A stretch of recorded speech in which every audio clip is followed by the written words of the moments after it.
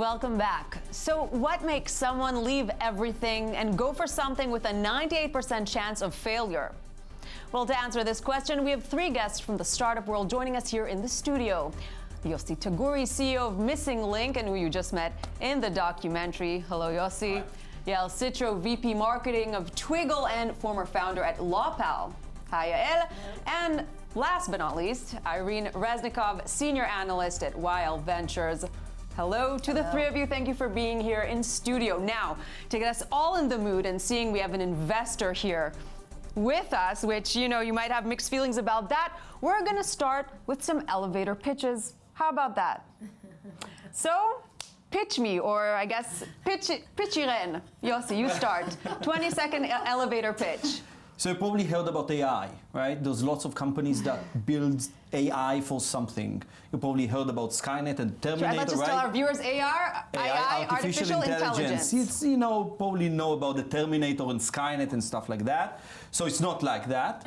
But instead of building another AI, we're building tools for companies that build AI to help them do it better and faster. So we're selling the shovels instead of the gold.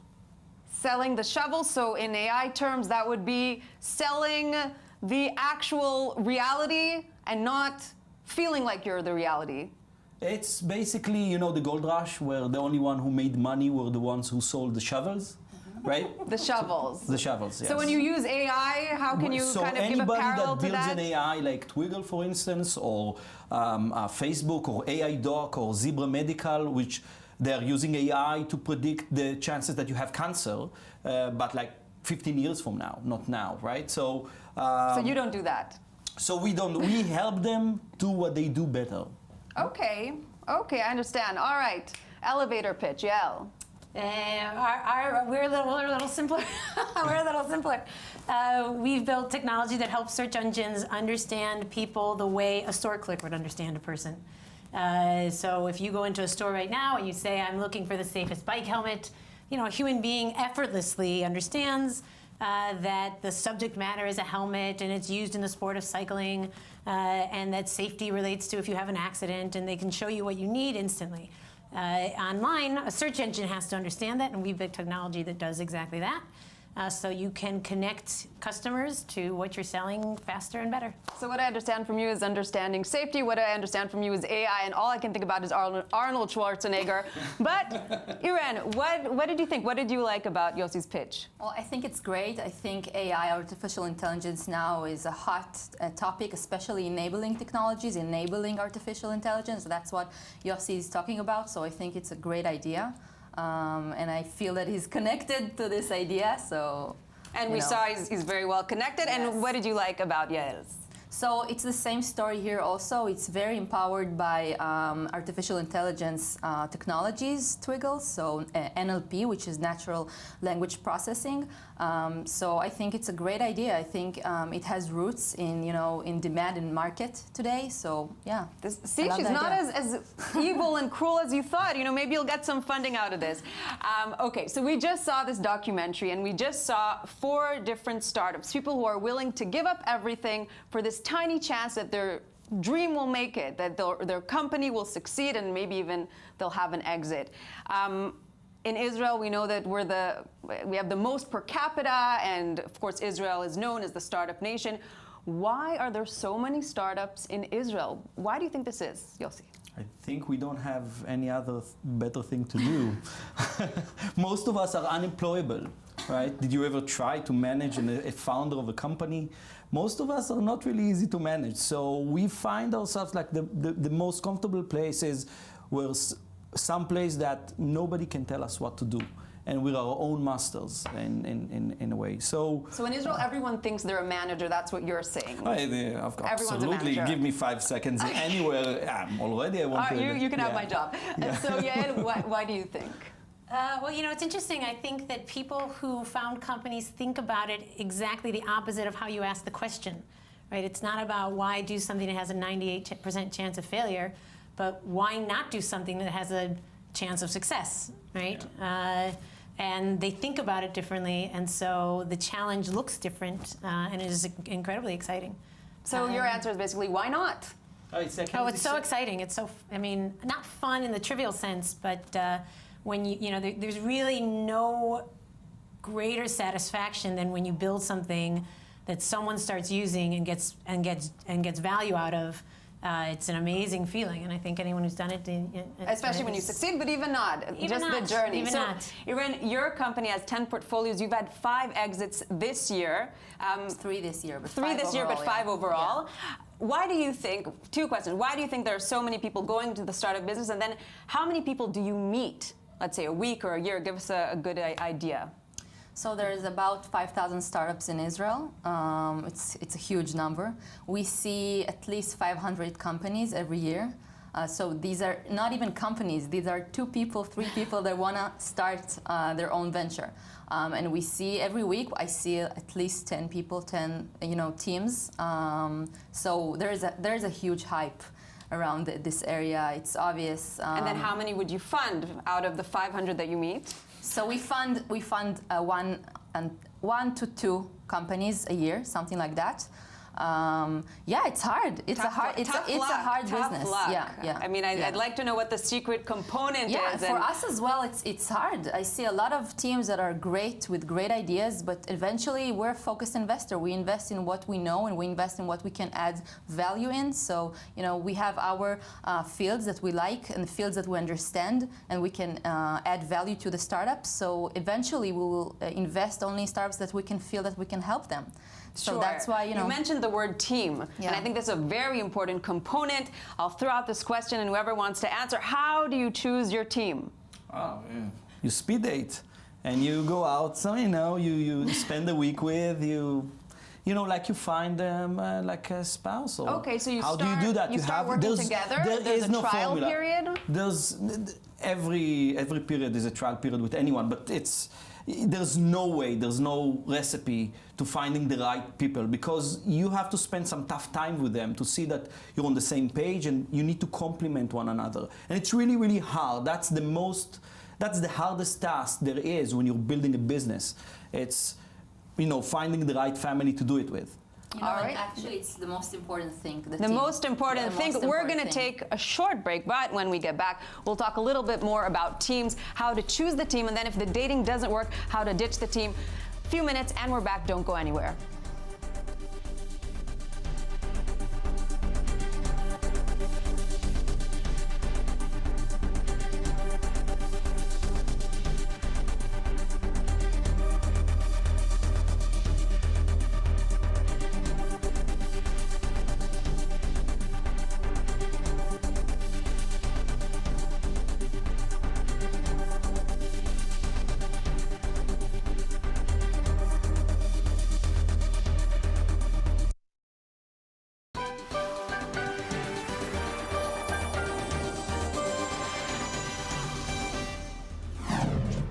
And welcome back to High Definition. We're still in studio with 3 people from the startup scene. We have Yossi Taguri, we have Yael Citro, and Irene Reznikov. Thanks for still being here.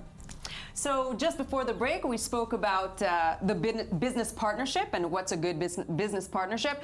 But I want to ask you about an idea. So you wake up one day and you have an idea. How do you know an idea is going to be a good one? Yeah, let's start with you. The best ideas, I think the best ideas, first of all, no idea is a good idea. It's all in the execution. That's first. Second, it's always good to solve a problem you have. If it's not a problem you have, it's best to solve a problem you know. So when you say problem you have, you're talking about the market, whether the market needs it or not. No, an actual problem you have. You have yourself. So the more, I think the more familiar you are with the problem you're solving, and the ways that you might try and solve it and why your way is a better way, right? You're already ahead of 90% of the startups out there. And most startups have skipped right over that step and just fall in love with their idea. Very dangerous. Yossi, we saw this in the film. Some people accusing other people of falling in love with their idea. What do you have to say about that? Effie was right. He's an amazing guy, but he was right. So I think ideas are bad. If you start with an idea, then something is wrong. It's actually, if you look on experienced entrepreneurs, they look for big problems. And they walk, in the street and they see problems all the time. So the question is, which is a big problem that needs solving? And you don't have to even know how to solve it. The fact that there is one and you can explain it, then it's obvious that if somebody would solve it, the business would be successful. So if you get... But is it ever that obvious? It's not that obvious, because sometimes you start with something and it's really important not to imagine a problem. The problem with starting with an idea is that you imagine there is a problem. Sometimes imagine a problem, then of course you have to check the demand and do your research. Yeah. Irene, tell us, you see many different startups and you might see technologies that are similar to one another. Yeah. So ideas that are very close. How do you choose one idea from the other? So first of all, as I said before, it's all about the team. You have to see a team who know how to execute. You have to see a team with a great dynamics. You have to see a team that has expertise in the problem they're trying to solve. And it's exactly the same as Yossi said. You have to see market demand to the problem. And a lot of entrepreneurs don't understand the difference between technology and product. A lot of entrepreneurs, they develop an amazing technology and they fell in love with the technology, as Yael said, and they don't understand. They have to check for market demand. They have to see market validation to their idea. So this is what we're looking for. But the most important thing is the team. So we're talking about the team, and so I don't want to end on a kind of sad note, but if it's not working out and you don't want to keep dating your team, what do you do? So you get rid of the one who doesn't fit the whole picture.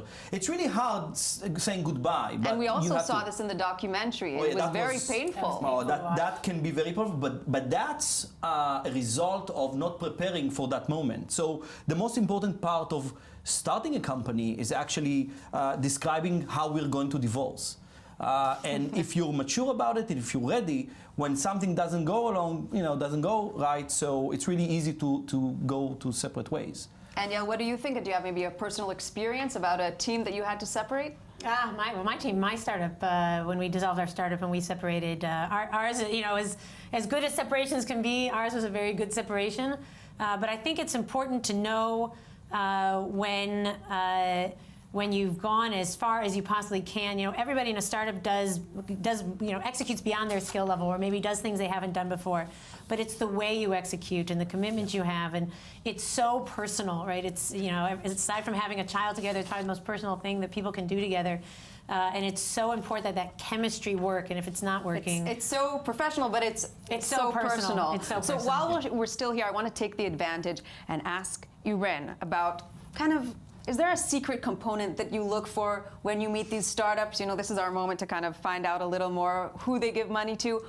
Is there maybe a question that you ask that you try to kind of see the demeanor? How are you able to really assess group dynamics? And what do you say as an investor to maybe throw them off or check their reliability? Well, first of all, when you meet a lot of startups and a lot of entrepreneurs, you develop the hunch to understand whether they will be great CEOs or great executors. So that's the first thing.